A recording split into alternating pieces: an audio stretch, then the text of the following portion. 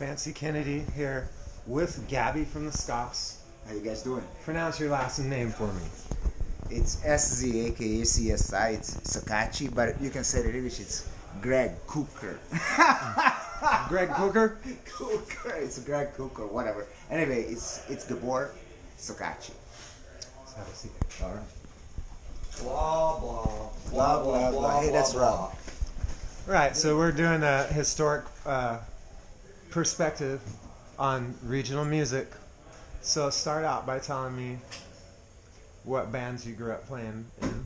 Oh well. So I when I was 15, I started a band back in Hungary called CFB. It's still around, and we play once or twice a year in Hungary.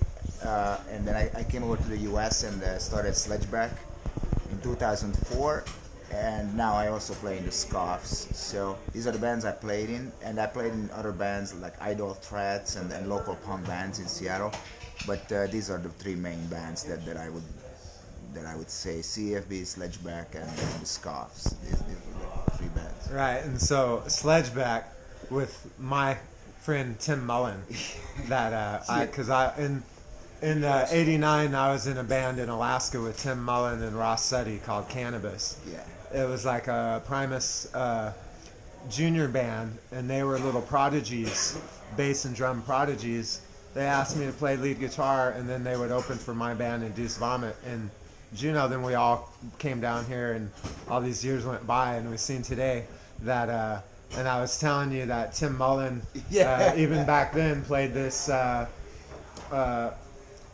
Gresh drum set. Yep, and he still has the same from, drum set from Sacred Reich. It's the same drum set he still has. Yeah. Awesome. He's right, awesome. So tell me about the cities and countries that you toured in Sledgeback.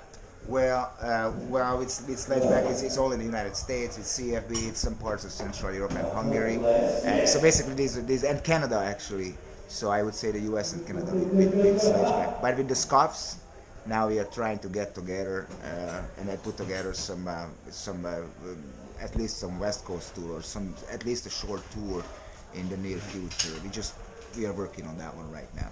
The Scoffs have been together for a while. How long have you guys been together? Knuck and Nate came up with the idea of the band a little more than a year ago probably, and then Rob joined them, and last April, so it's a little less than a year ago, I joined the band. Oh, so you guys really are a new band. Yeah, a new band, but yeah, it's like The Deception and the Scoffs both just came out of nowhere. Yeah, like little super groups around town. Well, that's what it is that everybody play. I mean, as you know, Knuck was in the Drag Strip Riot, and then Jackrabbit Starts, and then Rob was in the Amazombies, and he's been in a bunch of other bands too. So we all knew each other back in the day, and we played together. We just never connected in a band, as we are right now. Right, and so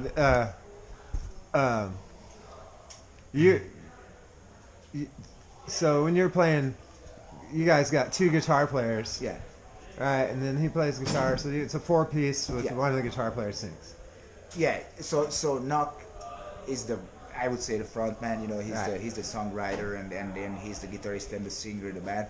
Basically, he writes all of the songs, and then we put our parts in it, like in any other band it would be, and we do backups with Nate, the bass guitarist. So we are doing the backup vocals, So even though I used to sing in other bands and all that, in this band I do backup vocals. I mean, Knuck is such a good singer that I don't think. I was blown away. When I'm shooting video, I don't really get a chance to listen.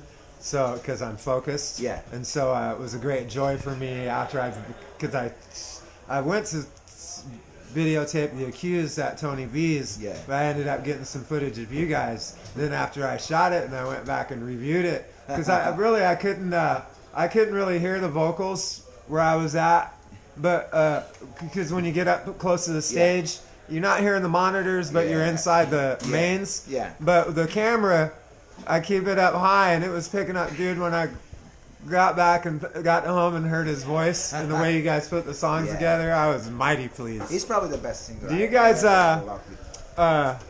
almost sound like you have this influence of that one band. I think they weren't really allowed to play at CBGB. They had to play like at Max's. I always say it's because they slid their chords a whole step.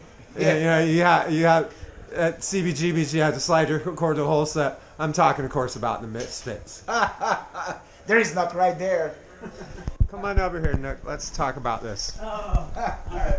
Fancy Kennedy here live in the back of the Plaid Pig with members of the Scoffs. Deep in the pig. And is it Knuck or Knuck? Knuck like suck or yuck. Yeah, right. Like Knucky Knuck Knuck. Yeah. It's an old car club nickname from when I was in my 20s. And you were a car enthusiast? Yeah. I had a 55 Chevy and I had a 55 Buick before that. Used to have, big tall hair and greasy hair and shit. Oh, right. So that's like that grease ball, like that one guy, Noah Lee, up there. He's a pinstriper. Yeah. I love Noah. Right. Awesome. Yeah. So cool. So tell me how you started out and what your connection is to regional music here. So my first band was in like '93.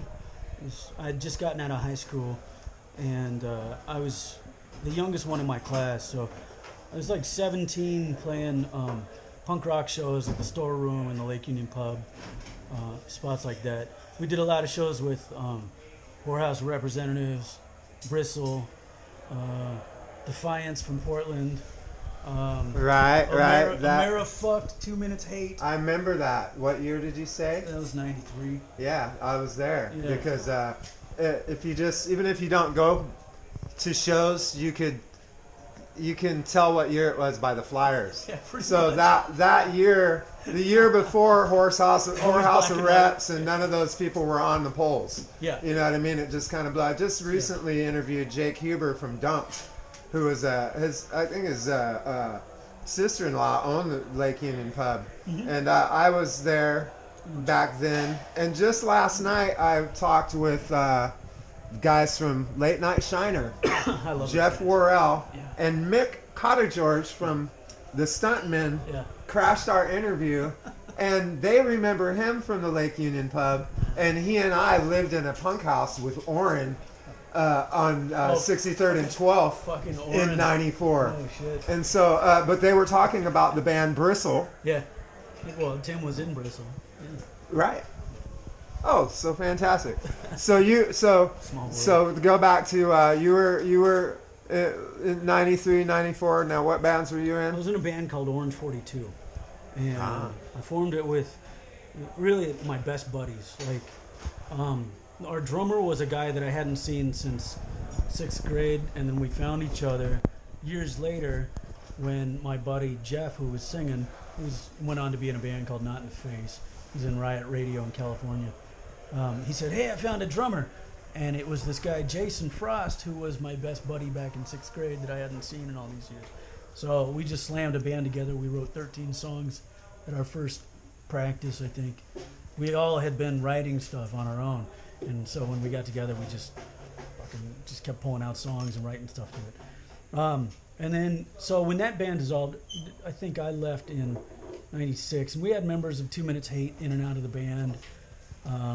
We had a lot of people in and out of the band after I left, but I wanted to do something more musical. Like we were getting more and more into gutter punk and more singing through the Cheerio, like right. And I wanted more melody stuff. I was always into more old school punk, like British. Well, and then too is those are neck styles, and they have a limited lifespan. And if you get into singing like Danzig or any of the Buddy Holly or anyone like that, you'll have a limited lifespan on your throat if you use your neck to do it. So you must be a diaphragm singer. Well, because I didn't sing in that band. I was a guitarist. But I mean, you still sound so good, and you know what I mean. You must. You have some technique. I know how to use my voice. And I don't push it beyond. I mean, sometimes I push it too hard if I'm out of breath and stuff, and But I always put the mic. I'm short anyway, but I put the mic real short because I tend to squat down and I kind of sing up to it, so I can get kind of a natural lift from the diaphragm. so I can get full range down to So lower the notes air and coming stuff. out. Yeah. Yeah, I'm one of the great nasal singers, you know what I mean? I never noticed it until I start recording myself, and I'll realize that there's no air passing when I'm singing. And so if I do open up and I sing from my diaphragm, I have to do that through the whole song, and then I sound like Jim Neighbors or something because I'm like wah la la la la, you know. So it's a real nice balance that, you know. Right. I'm kind of too old to change, but and the other thing too is when you sing deep from your diaphragm, it makes girls' panties wet, and that's mean to do. That's important. It's mean, but it's such a bad thing. That bad a guy. Right, but dude, tell me about. So I always thread these together, and people listen to him and think I like to say the same thing over and over again. But in 1994, I went to the Lake Union pub and I saw Inhumane. Oh, I've got posters of us playing with Inhumane. Yeah. With Defiance. Yeah.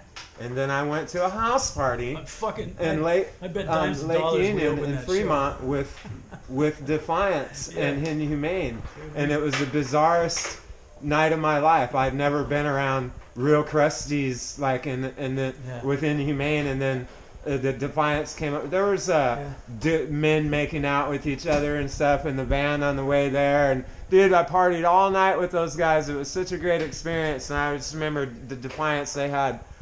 You know what I mean? They looked like they were like big exploited or something. They had mohawks, studs, and spikes, and everything. I was never. It was funny. And there's Matts in both bands. Yeah. And the guy Matt was in a band with Mickey Widmer called Hatriot. I remember that one.